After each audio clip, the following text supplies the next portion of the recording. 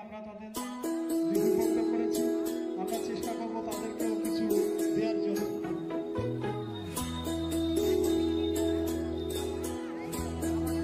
রামচন্দ্রপুর তৃণমূল কংগ্রেসের পক্ষ থেকে রামচন্দ্রপুর স্কুল মাঠে এক পথসভা এবং বস্ত্র বিতরণ অনুষ্ঠানের আয়োজন করা হয়। উক্ত অনুষ্ঠানে উপস্থিত ছিলেন ব্যারাকপুর লোকসভা কেন্দ্রের সাংসদ অর্জুন সিং, তৃণমূল নেতা রানা দাশগুপ্ত। উক্ত অনুষ্ঠানে সাংসদ জানালেন, আমরা মানুষের ভোটে নির্বাচিত হয়ে মানুষের পাশে আমরা সবসময় আছি। সেই কারণেই পুজোর সময় সকলের আনন্দের সময় গরিব মানুষের হাতে বস্ত্র তুলে দিতে পেরে আমরা খুব খুশি।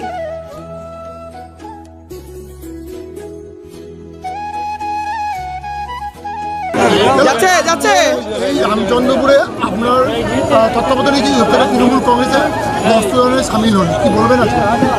দেখুন, বলার নতুন করে কিছু নেই। তৃণমূল কংগ্রেস মামাটি মানুষের দল এবং তৃণমূল কংগ্রেসের সৈনিক হিসেবে মমতা ব্যানার্জি এবং অভিষেক ব্যানার্জির সৈনিক হিসেবে আমরা 24 ঘন্টা 365 দিন মানুষের হয়ে কাজ করতে ভালোবাসি এবং কাজ করি। সে আমফান হোক, আয়লা হোক, আর বস্ত্রদান হোক, আর দুর্গা উৎসবের যে কোনো রকম অনুষ্ঠান হোক না কেন, আমরা মানুষের পাশে থাকার অঙ্গীকারবদ্ধ। কারণ মমতা ব্যানার্জি, অভিষেক ব্যানার্জির সৈনিক আমরা।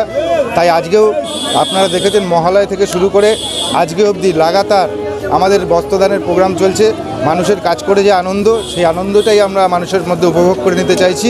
এই আনন্দটা পুজোর থেকেও, পুজোয় ঠাকুর দেখার থেকেও বড় আনন্দ যে মানুষের জন্য আমরা কিছু করতে পারছি, কিছু বস্ত্র দিতে পারছি। কারণ অনেক মানুষ আছে পুজোয় হয়তো আনন্দ করতে পারে না, একটা নতুন বস্ত্র কিনতে পারে না।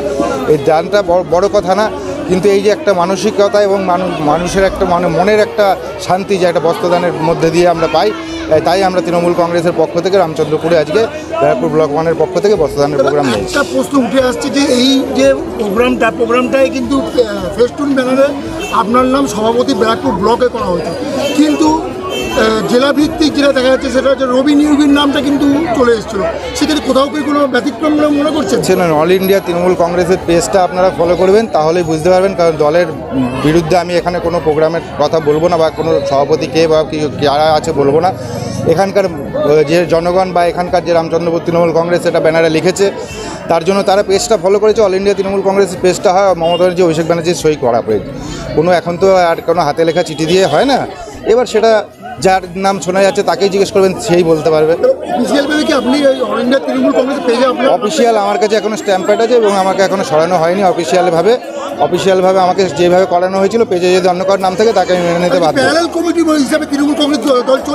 না, প্যারালালের কোনো ব্যাপার নেই। আমরা সংঘবদ্ধ দল আছি। 2-1 যদি বিক্ষিপ্ত কিছু করে সেটা দলের উপর নেতৃত্ব দেখে নেবে। পরে আপনাকে আবার এরকম ফন্ডে দেখা যাচ্ছে। অনেকদিন পরে বলে না, আমরা সবসময় মানুষের পাশে আছি, মানুষের সাথে আছি।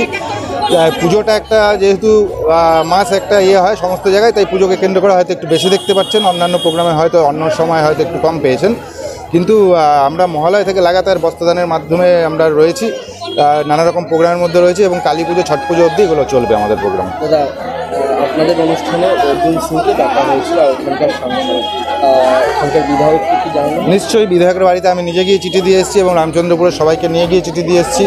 এবং জেঠিয়ার যে প্রোগ্রাম হয়েছিল সেখানকার বিধায়ক 27 তারিখ অবধি সোদপুরে একটা পুজো নিয়ে ব্যস্ত ছিলেন। যেহেতু এখানকার বিধায়ক উনি, তাই ডেকোরাম মেনটেন আমাদের করতেই হবে। বিধায়কের বাড়িতে গিয়ে সুজিতদা যে আছেন উনি ছিলেন না, ওনাকে ফোন করার পর সুজিতদার হাতে চিঠি দিয়ে আসা হয়েছে, কার্ড দিয়ে আসা হয়েছে এবং এমপির কাছেও কার্ড দিয়ে আসা হয়েছে। হয়তো আজকে বড়মার পুজো আছে নৈহাটিতে, আপনারা জানেন বড়মার কোষ্ঠী পাথরের মূর্তি উদ্বোধন হচ্ছে, সেইখানে ব্যস্ততার জন্য উনি আসতে পারেননি, বা হয়তো পরেও আসবেন, সেটা উনি বলতে পারবেন। উনি হয়তো বিজি আছেন, আসতে পারেননি। কিন্তু আমরা সকলকেই এখানে ইনভাইট করেছি, বিধায়ককেও করেছি, সাংসদকেও করেছি। কারণ আমাদের কাছে দলটাই সবচেয়ে আগে, বিধায়ক বা সংসদ আলাদাভাবে আমরা কিছু দেখছি না। আমাদের কাছে দলটাই সবচেয়ে বড়। মমতা ব্যানার্জি, অভিষেক ব্যানার্জির নেতৃত্বে আমরা সকলে চলি। কালী পুজোর আগে বস্ত্র বিতরণ, সামাজিক কাজ এখানে করছে, আমাকে ডেকেছিল, আমি এসেছি, কাপড় বাঁটলাম, আরও এরা বাঁটবে, একটা নাচের প্রতিযোগিতা, অঙ্কন প্রতিযোগিতা। তৃণমূল কংগ্রেস অ্যাকচুয়ালি রাজনৈতিক দল থেকে বড় সামাজিক সংগঠন। এই সামাজিক সংগঠন হিসাবে কাজ করে, এই জন্যে একদম মাটি লেভেলে পার্টিটা আছে। তাহলে যেখানেই যাচ্ছে সেখানেই কিন্তু বলছেন তৃণমূল কংগ্রেস রাজনীতির সঙ্গে সমাজসেবার একটা যোগ আছে। দল করার আগে সমাজসেবার কথা বারে বারে উল্লেখ করছে।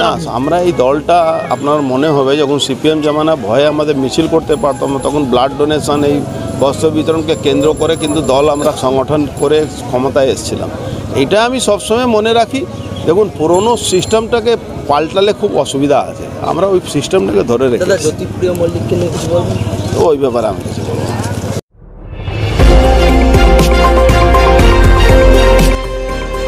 আমার বাংলা, সঙ্গে থাকুন, সঙ্গে রাখুন। আমার বাংলা।